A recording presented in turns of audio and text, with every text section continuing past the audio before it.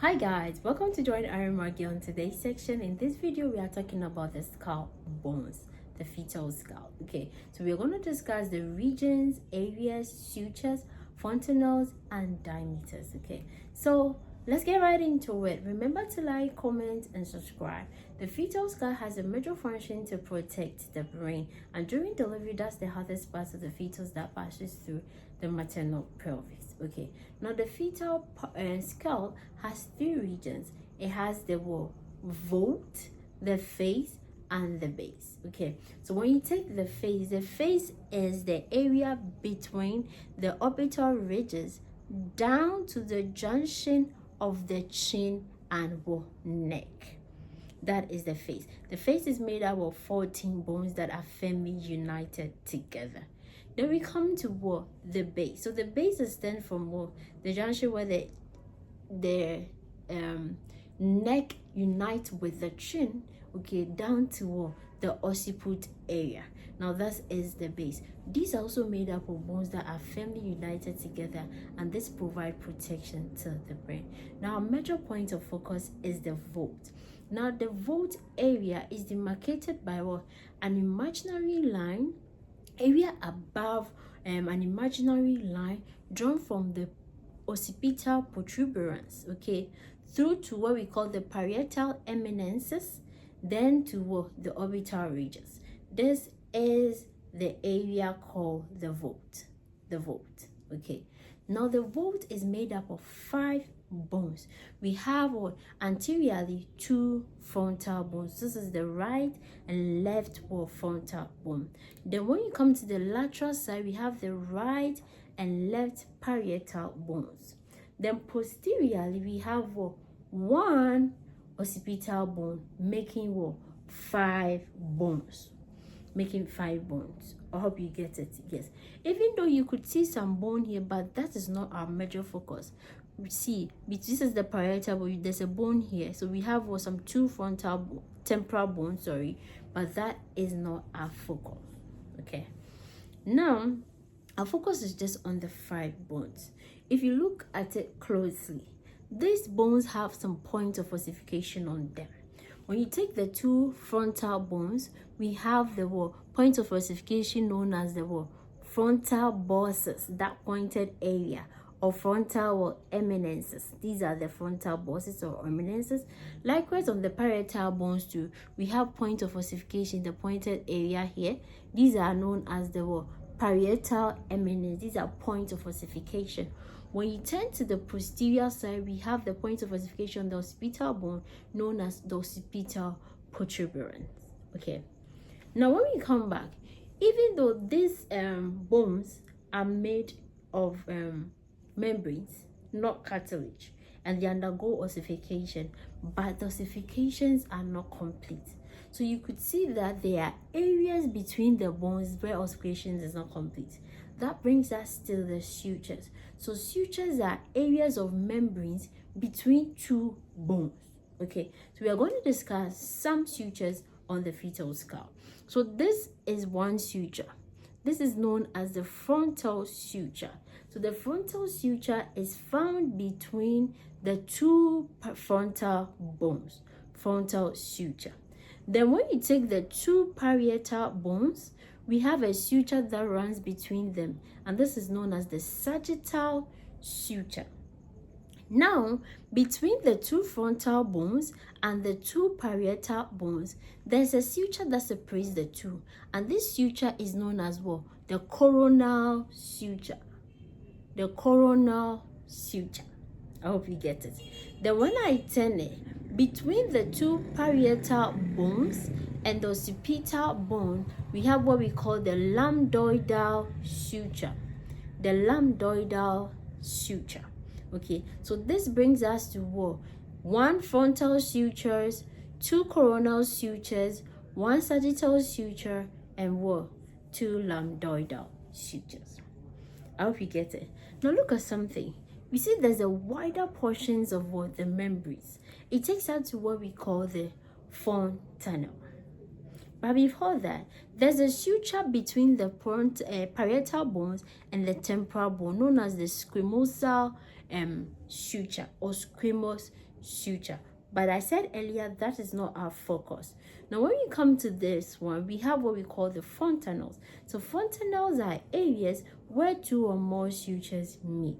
Okay, so we have 6 fontanelles, but for our purposes of obstetrics, now we're going to focus on just 2, namely the anterior fontanelle and the posterior fontanelle. So the anterior fontanelle is found at the anterior side, is quite larger, okay, and is bounded by 1 frontal suture, the 2 coronal sutures, and 1 sagittal suture. It is diamond in shape, and lengthwise it is 2.3, but in the width it is 1.3 centimeters. Okay, now this one is able to admit 2 fingers when you feel for it during vaginal examination. In that case, it tells us that the head is erect, and the position is the occipito-posterior position. This fontanelle does not close until the baby is 18 months. Okay, when baby is 18 months, it's going to close by itself. Okay, now when you turn to the back, we have what we call the posterior fontanelle. The posterior fontanelle is also bounded by the sagittal suture and the lambdoidal sutures, these 3 sutures. Okay, the posterior fontanelle is smaller compared to the anterior fontanelle, and the posterior fontanelle is triangular in shape. It's able to admit just 1 fingertip during vaginal examination, and in this case it tells you that the head is well flexed, such that the smallest diameter of the fetal head is what is presenting at the brim, and that's what we expect in normal labor. Okay, for the posterior fontanelle, it does not close until the baby is 6 weeks. Now for the fontanelles, if it doesn't close at the stipulated time, especially if you have anterior fontanelle does not close at the stipulated time, maybe and extends to 24 months, no closure, then baby has to be assessed for congenital hypothyroidism. We should assess baby also for Down syndrome. We should assess baby for intracranial pressure. Another thing is that some other significance of the fontanelle is that in the baby, if the fontanelle is sunken, okay, it means that the baby is dehydrated. It could also be signs of poor feeding in a baby. If the fontanelles are bulging, it could just depict that there's increased intracranial pressure or infection, and as such, baby should be evaluated. I hope you get it. Now we come to the areas of the skull bone. Now when you look at the bridge of the nose here, it is called the glabella.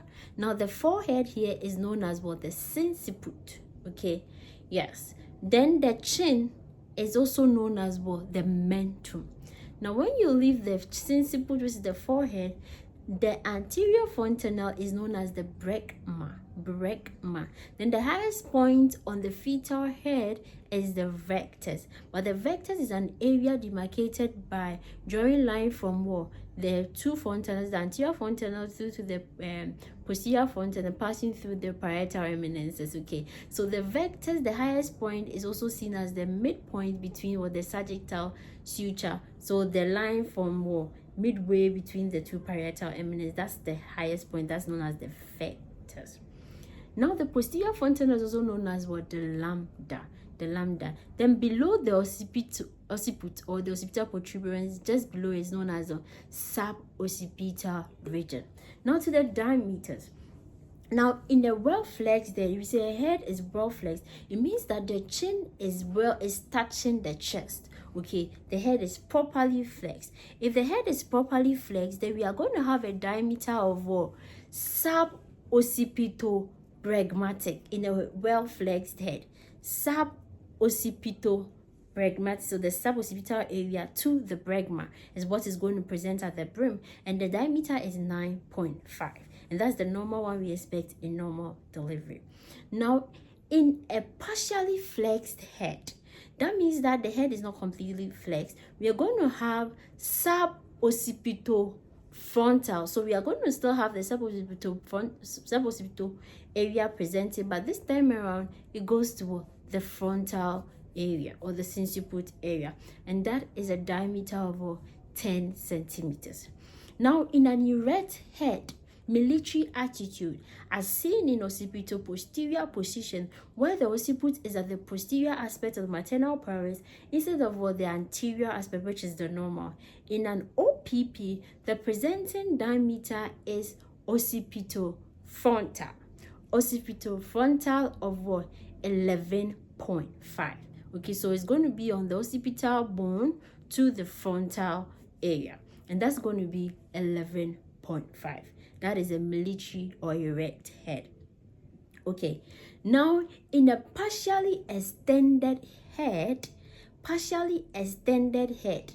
okay, in a partially extended head, we are going to have the presenting diameter be mento-vertical. So it's going to start from the chin to the vectors, the highest point, okay, known as the mento-vertical. Mento-vertical is of a centimeter of 13 centimeter, and this is seen in brow presentation, where the baby is presenting with the brow.